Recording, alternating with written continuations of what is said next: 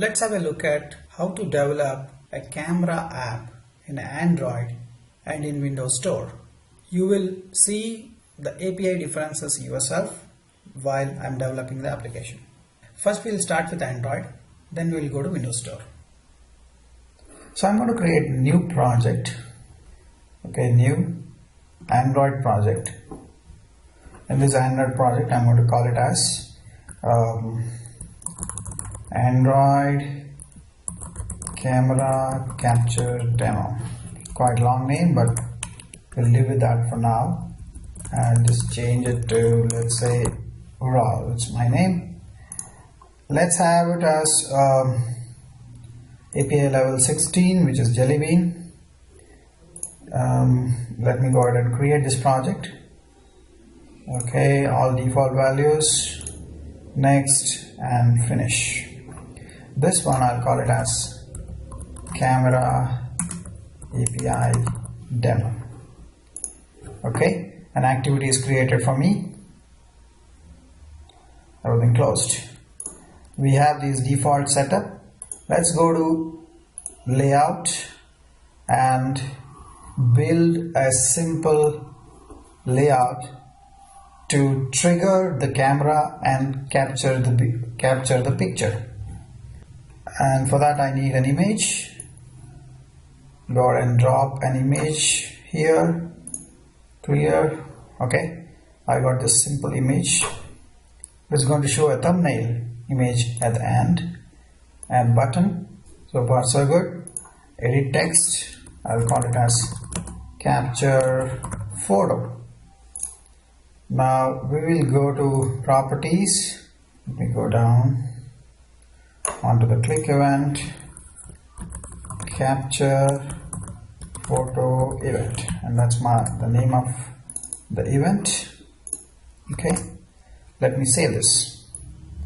Okay, I can reposition it a bit so that I get sufficient space for my image view. Okay, this is my image and I have my button. Now when I click on that button, I want to trigger event handler, which is like public void. That's my event handler and view v. Okay, so I need to import view here. When I will use intent in this case, I'm not going to directly access camera API. Instead I'll use intents to capture a video. Camera is equal to new intent of media store dot image capture. Okay, in this context it understands what is an intent. I can go ahead and import it. Now I have to start activity for results, and that's my camera intent and the requested code. Right now I'll have to declare a global variable which will be returned on the on activity result. So that is going to be static final int camera result is equal to 1. Okay, I'm going to send this guy here. Now I need to do this override. What I want to override? Public void. Okay, what I have done now, I've overridden the on activity result method, which gets triggered once the camera captures an image. Now I need to check few things before I can start using the data that is captured. First is I need to check whether requested code is equal to what I have passed earlier, that is camera result, and is the result code is equal to result. Okay, if this is fine, then I need to set something here. I need to create a bitmap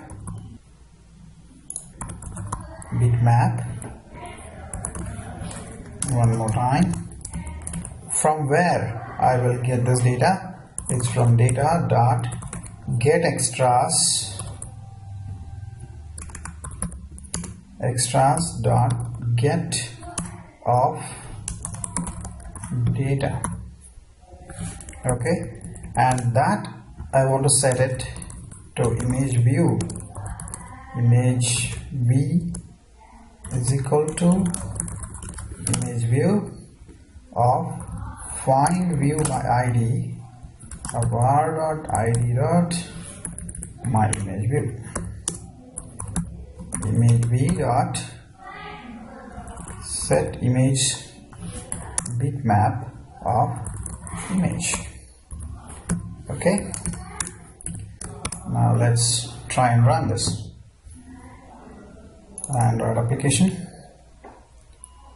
It's launching it, so it will take some time. Okay, so my application is launched right now. Let me go ahead and say capture.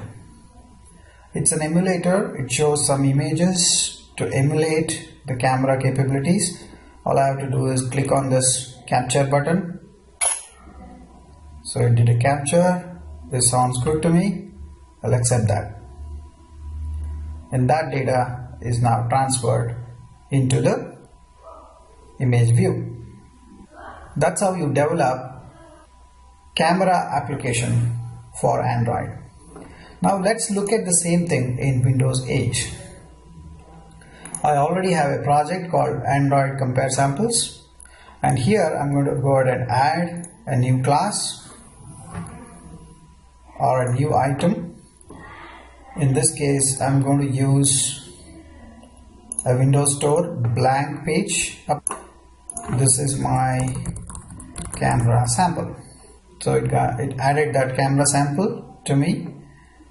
Now what I have to do, I have to add two things. One is an image to hold the data that I'm getting from the camera. Okay, at times it might act a little funny, but we'll just go with that, whatever it provides.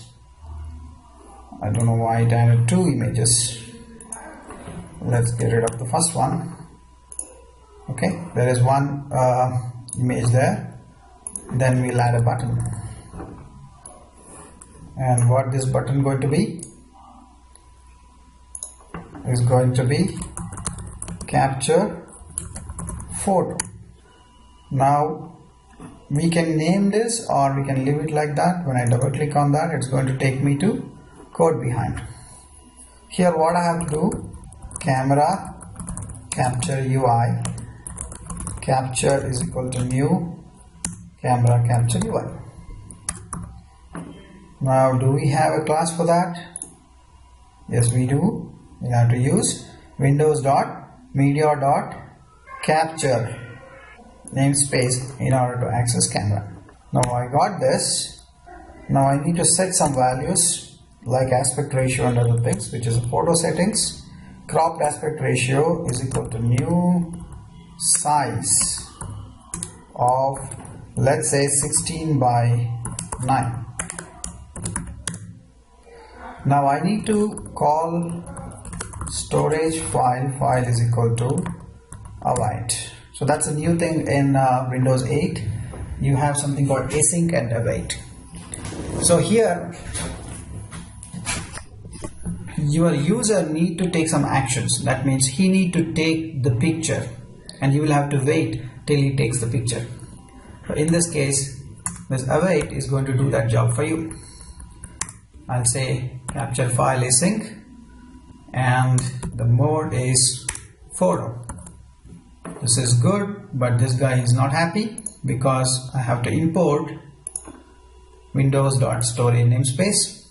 He is happy, but this guy is not happy because an await should have an async function. So this is fine. Now what I have to do is, like, I need to capture the image. To capture that image, I need to say I random access stream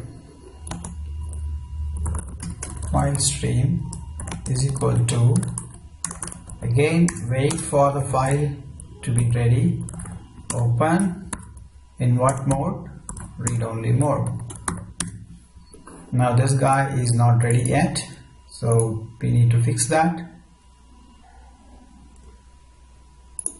Sorry, it's random access.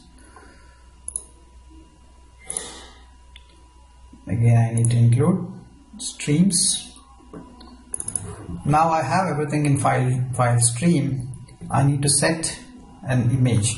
So here one thing I forgot to do is name this image time. Now I'll say X.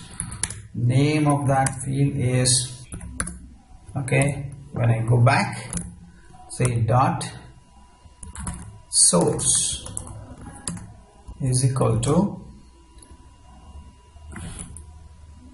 I'll have to set it to bitmap image.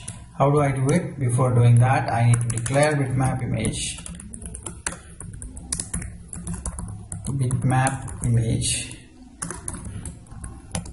img. Okay, you need imaging thing, img is equal to new bitmap image img.setSource is equal to file stream. Now this I can set it as is equal to img. Now let's try and run this.